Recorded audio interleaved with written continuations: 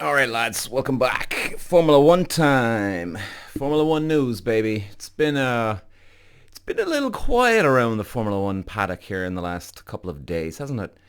Bit of news come out though, and quite interesting. And guys, I want to go through right what Lando Norris needs to do to win the championship.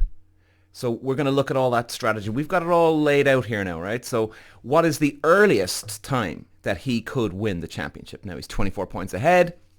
So he can wrap this up pretty quick here as if everything goes his way. Now, of course, we've seen so many up and down roller coasters this year. So God only knows what's going to happen. So we're going to leave that until the end. But guys, first, I want to get into something here. You know, I met a buddy yesterday, and he goes to the Miami Grand Prix every year. And he was saying that, very interesting, he said that, I think, did he say, like, roughly, he didn't know exact figures, but, you know, sort of roughly 300,000 people at the Miami Grand Prix were all wearing their Red Bull gear. Now, you're probably thinking, oh, all Max Verstappen fans, right? Wrong. Sergio Perez Red Bull tops. Now, I'm presuming maybe I got the timeline wrong. It could have been he was on about last year when Perez was actually racing, okay? But when he was there, it wasn't Verstappen. It wasn't any of the other guys that were in the team. It was Sergio Perez. Now, I said to him, I said, well, okay, that kind of makes sense. You know, he's Latino. Miami would be very Latino, all right? And then I said to him, well, what about Carlos Sainz? And he went, no, not at all. It was all Perez. He couldn't believe it. In fact, I can't believe that either. But then I was really thinking about it. You know, he really did make me think about this. And I want to talk about, and I saw this article as well, only just a few days ago. So I'm putting these two together here.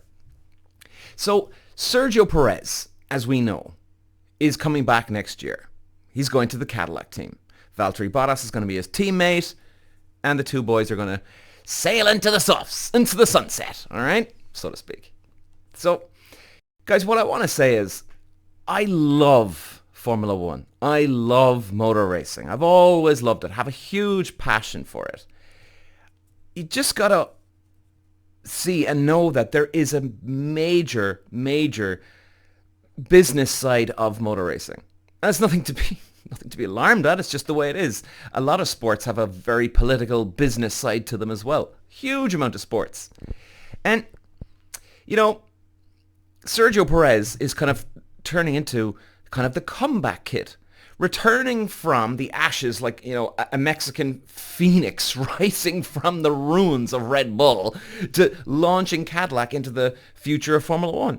And, like, you know, if you think Formula One is about racing talent alone, I'm sorry, guys, but you're living in Disneyland if you think that. Because, and look, you can't blame people out there because people don't know what the motor racing world is like. Now, if you've seen Drive to Survive, and if you've got your eyes open, you've probably had a very good idea what I'm talking about because it ain't fake. And by the way, we're going to talk about why you should watch Drive to Survive as well in the next part. And Formula One is a business first.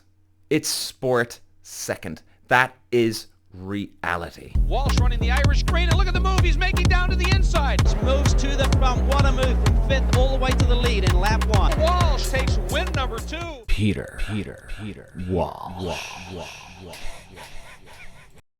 Let's look at Sergio Perez. Lovely guy, and he's a gentleman, you know. He gets chewed up and spit out by the Red Bull team. There's no two ways about it. You know, he kind of got mentally destroyed to a degree, right? So he can be a little soft here. He can be a bit soft, but lovely guy. You know, he knew that there was Verstappen favoritism, all right? There was media assassination against him. Christian Horner's political chess game from the time. And, you know, for anyone who thinks Red Bull randomly dropped Pierre Gasly mid-season a couple of years ago, and they kicked Lawson out after 2 races, but mysteriously kept Yuki Tsunoda with no results, why do you think that is?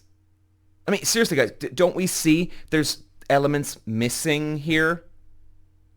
And This is politics. This is sponsorship. This is investor money. This is business. And business, it always, well, I guess, it always wins. Your heart gotta go out to Sergio Perez here, lads. He steps away from the grid, probably exhausted, mentally broken, confidence in pieces. And then you could see it, the spark is gone, like the body language was a bit defeated.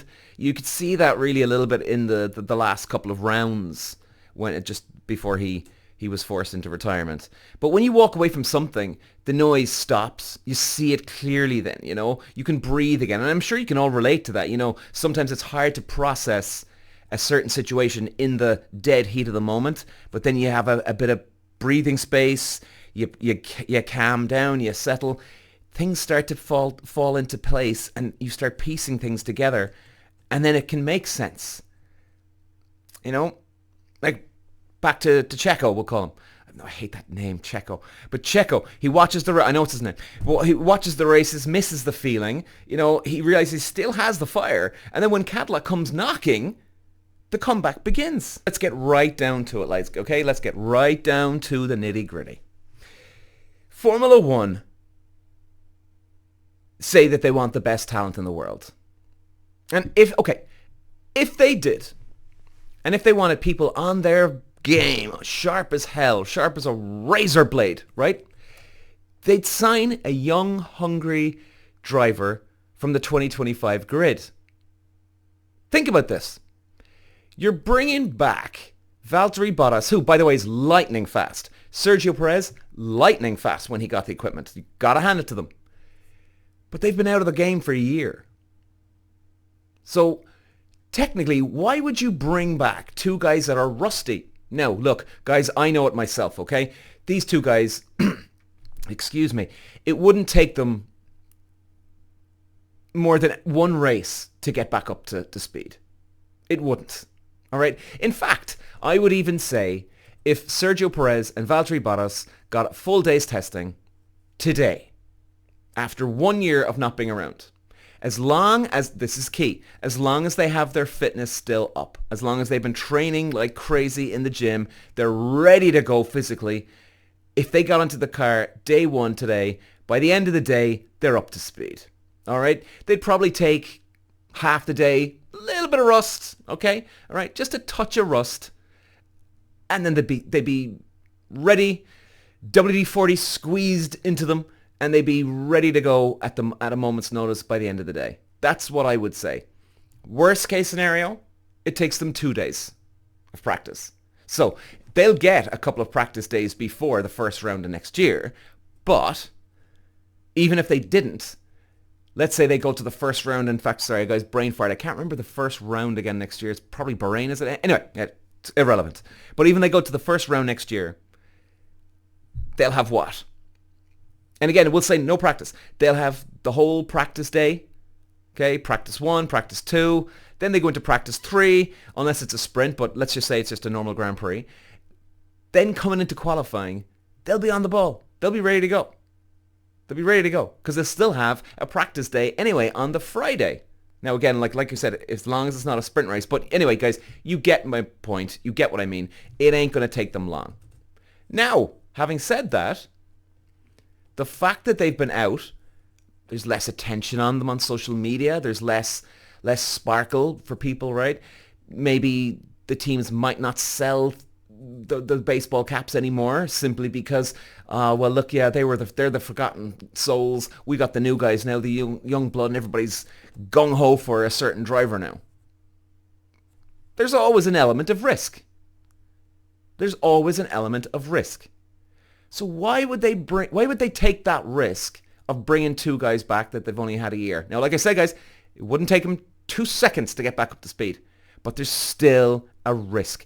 Sergio Perez, the Mexican driver, he brings Mexico. He brings investors. He brings sponsors. He brings markets. He's bringing TV ratings. And he brings hundreds of thousands of fans wearing those Sergio Perez hats. And you can damn sure of it, lads, he'll be selling a lot of Cadillac hats coming up. Now look, okay, Cadillac are new to the team, but they're not stupid. They know exactly what they're buying into. A driver with fire again, a massive international fan base, a financial pipeline, a driver who wants his last dance to mean something. And Perez knows this too.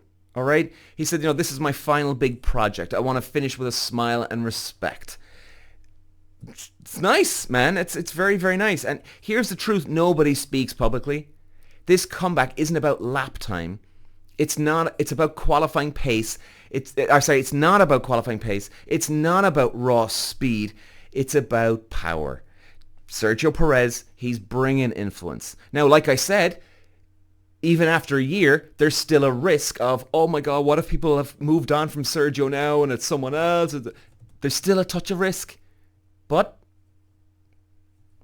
influence brings investors. Investors bring performance, and performance can bring results. Now, Formula One is kind of like a business mafia disguised as a sport, and Drive to Survive pulls back that curtain beautifully, lads. And like I said, we'll talk about that in a second. You saw Red Bull destroy Gasly. I mean, just annihilate the guy. You saw them play politics with Albon as well. You saw Horner smile like a supervillain while doing pure gymnastics, And believe me, Sergio Perez is hungry now. Very, very hungry to do well. Prediction for Sergio Perez before we wrap it up. Sergio's about to become the emotional heart of Formula One again, I think. I think he really was to a degree. Not the fastest, not the pole king, but kind of like the people's hero. And it's great to see him coming back. It really is, It's nice to see a nice guy, even though I love the assassin. But, you always kind of like the nice guy too, Because, they are, well, simply, they're nice. So, that's what we need, we need the nice guy back. You know what I mean? We need the nice guy. And like today's F1 world is turning a bit soft. Drivers crying about social media, press conferences. Yeah, you know where I'm going with this. Lando Norris. Lando Norris. So Sergio Perez isn't that kind of Gen Z softy, woke garbage crap. He's a bit of an old school dude, right? Look, we spoke about Lando Norris there. What was he saying? That he felt betrayed by the media. Imagine that. Betrayed by the media and his results have been off form. What kind of pansy ass little softy are we talking about? I tell you, lads, if I was back in my day, first of all, that would never come out of my mouth. But if I was racing back in the day, and if I turned around to my engineer and my dad, or both of them, and said, and if I was not performing, not on it, and if they said, Peter, are you okay? Does everything feel okay? Car's good, right? Yeah, it is, yeah. Okay, so it's not the car. Is there something wrong with you? Are you feeling all right? Feeling sick? No, not feeling sick. I just read the Guardian the other day, and they were, they were kind of bad mouthing me, Dad. My dad would look at me like, "You're saying these words?" Yeah, and it just put me off, Dad. You know what I mean? First of all, my dad would probably have to take a horse tranquilizer to calm himself down because he'd be so worried. Oh my God, what is wrong with my son? Oh, sweet Lord. He'd be calling my mum. Have you been putting something into his vitamins? Have you been giving him some sort of weird cocktail or something? Did you get the ingredients wrong here? He'd be looking at every angle. He'd be doing Hail Marys, hoping that something went wrong with the vitamins or health food that I'm taking. It's not good, lads. Anyway, why am I talking about this? See, I get carried away, lads. I get carried away. I mean, it did. It concerned me. It annoyed me, Lando Norris. It's not good. It's not a good example to set. All right? It's not. And even for the guy, I think, who was in the press conference with him? Lando Norris said this when he won last time. And there was Verstappen and... brain fart again, guys. Sorry. Anyway, the two other drivers sitting there. I guarantee you, Verstappen is a sort of an old school type of guy. And I guarantee you, Verstappen was under his breath going, did I just hear him say this? He'd be taking memes and GIFs and sending it to his friends. In fact, I'm surprised there's not even a laughing meme or GIF about Verstappen, even though I'm no doubt he's tried to hold it all in together. In fact, he could even feel sorry for the guy, like, jeez, the poor fella, like, really? Come on, man. You'd be putting your arm around the guy to make sure, are you okay, buddy? All right, anyway, lads, we're done. Okay, let's move this on. So, ladies and gents, we've spoken about this. Hell, I've even done podcasts breaking down the behind-the-scenes episodes on Netflix Drive to Survive, which we will come back to, by the way. We haven't finished the whole series yet. But, if you haven't watched Drive to Survive on Netflix, lads, and it's funny, even the guy I was talking to, my buddy the other day, he loves Formula One. And, it was amazing. He actually said that he doesn't watch Drive to Survive. He can't watch it, and he gave me certain reasons, and I won't say them, but he just can't bring himself to it. And I thought that was quite amazing, Like, there's a lot of Formula One fans out there that have come from Drive to Survive because of Drive to Survive. And then there's just Formula One fans who won't even watch Drive to Survive. But look, guys, if you are on the side of my buddy here, where you love Formula One, but you just can't bring yourself to watch it, I'm trying to reassure you. Drive to Survive is 80 to 85% realistic. Now, there's certain things that there's not. Now, let me get into what that 10 to 15% is. I wouldn't even call it fake. Maybe that's the word. But okay, that 10, 15%, what makes it questionable, that 10, 15%, is, number one, you might have a clip where, let's just go for an example now, okay? Christian Horner is bitching and moaning about Toto Wolff. And then they'll show up a zoom in on Christian Horner talking about Toto Wolff, and then they'll automatically cut to Toto Wolff, and you'll see Toto Wolff sort of looking off into the distance, right? And it looks like Toto's actually 2 foot away from Christian, but he's actually not. They just took footage of Toto Wolff looking weird, and then you automatically think that, oh, he overheard Christian. So they do piece little things like that together. Now, that is, yes, fake, but the actual, let's say, when Christian's actually bitching and moaning about Toto Wolff, that's real. Team owners, team bosses, engineers, mechanics, and I'm saying, not all of them I'm saying, but a lot of them can talk like this, right? It's just the other part where they cut to Toto Wolff and he's looking over, right? That the second part of that is bollocks. So, and not all of them, but a lot of them are in Drive to Survive. So, I would ignore that part. But the bitching, the moaning, the shady deals, the honest deals, all this passion behind the closed doors, this is all real, lads. You wouldn't believe. Well, if you do believe it now, maybe you do. But this is motor racing. This happens in karting, Formula Ford, 3, 2, and Formula 1. Nothing is different. Nothing is different between karting all the way up to Formula 1. It's all the same. It's all the same. Weird deals in the background. All this. Here's a part that, a lot of people don't really kind of know about motor racing, that, Formula 1, it's not football. It's not rugby. It ain't tennis. There's only 20 seats left. 20 seats on Earth in Formula 1. 20 humans get to be Formula 1 drivers at any given time. More astronauts have gone to space, apparently. I don't know if I believe that, but that's what they say. And every single one of these drivers, they can, not all of them, they can have childhood trauma, family sacrifice, financial pressure, sponsor commitments, fans that want them dead, right? Because they cheer on someone else.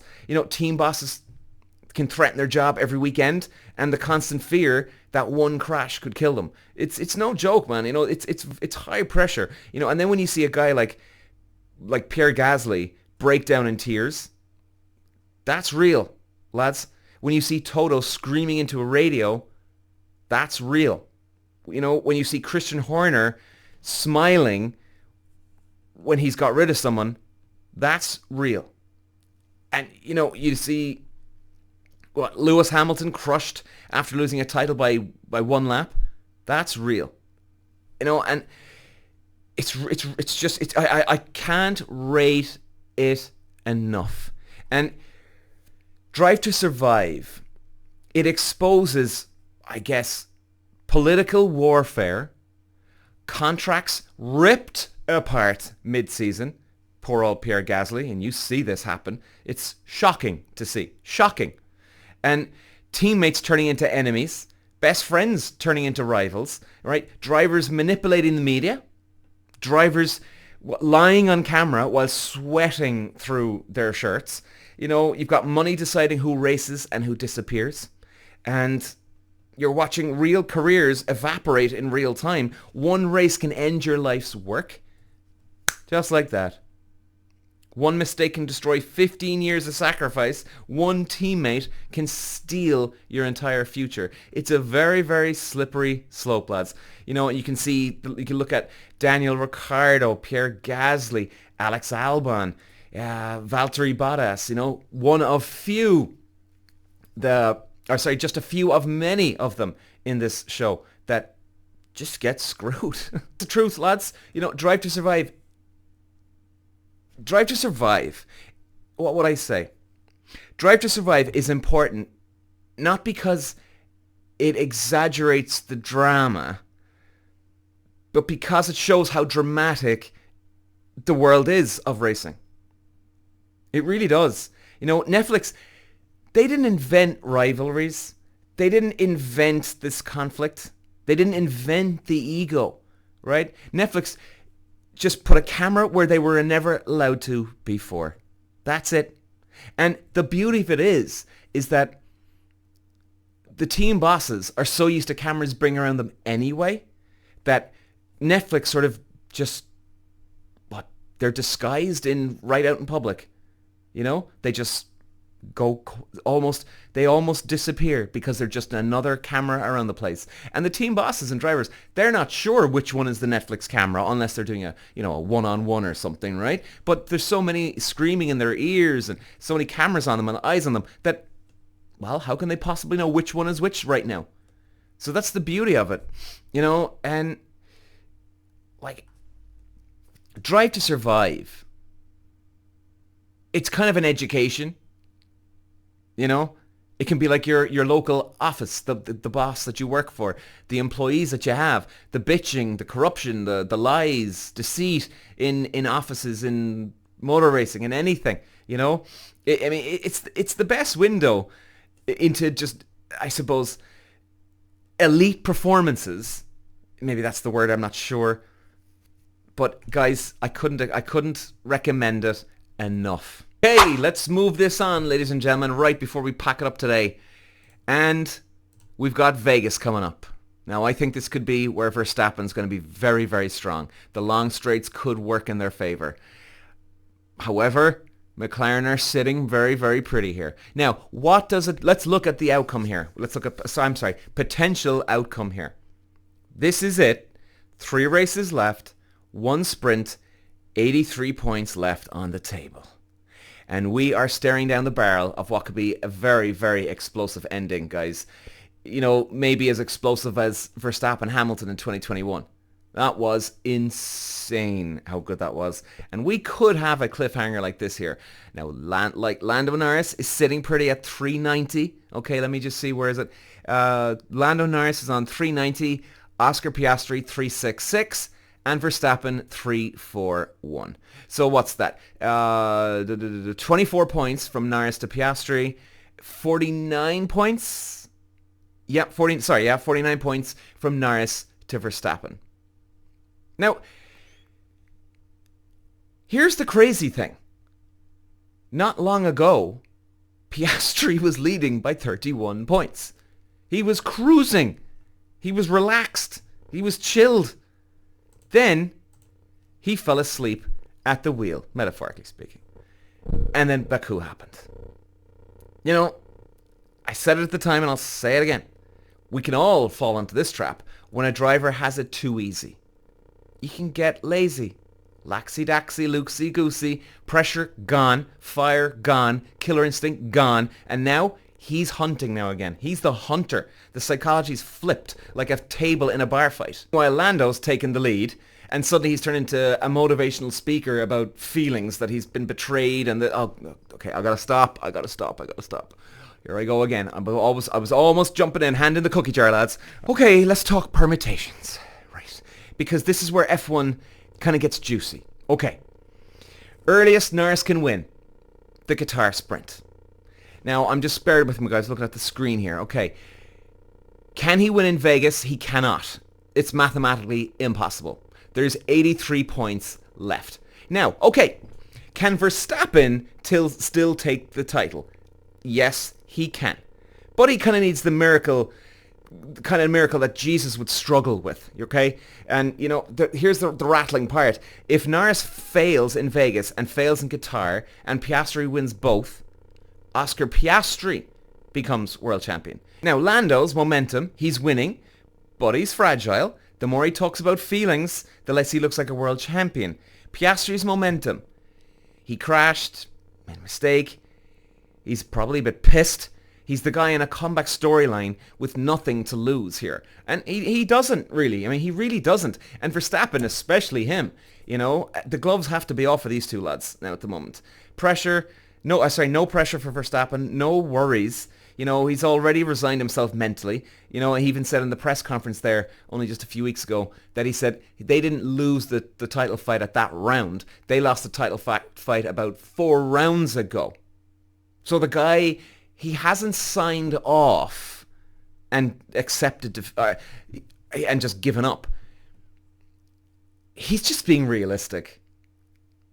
See, like, here I go, like, oh, well, it could happen, it couldn't happen. I think this is really kind of a pure psychology moment here for who wins the championship now. And it's not about who sleeps properly, who handles silence the best, who doesn't shake when the visor drops, you know, ignores the crowd. The dark truth, the weakest mindset is going to lose, I think, at this stage. And this is what's really cool about this year. And if Lando Norris wins the championship, talk about being hurt by media comments, it'll be a dark day for sports, lads. It really will. And look, and I know, and I've even said it before, he is a nice guy, right? If I was on the grid right now, and if I was going out on the piss, I'd be looking to Lando Norris first. I'd be like, hey, lad, are you up for it? But we need warriors, lads.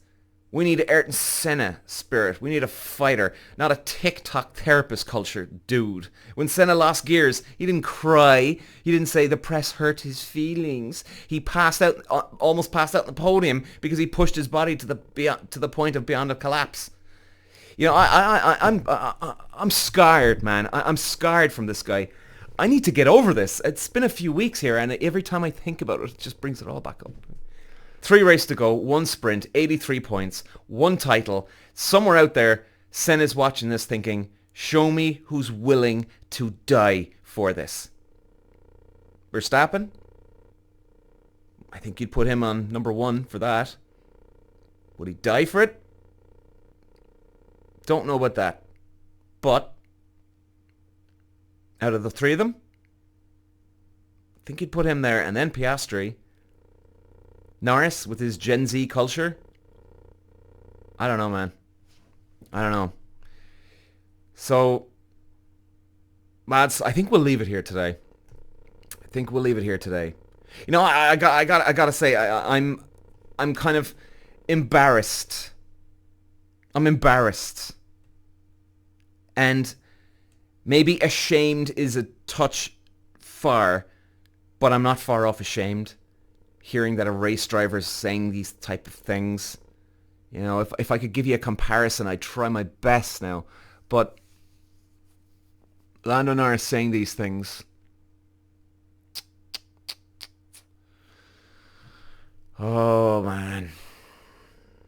Anyway, okay, lads. Listen, we're going to pack it up.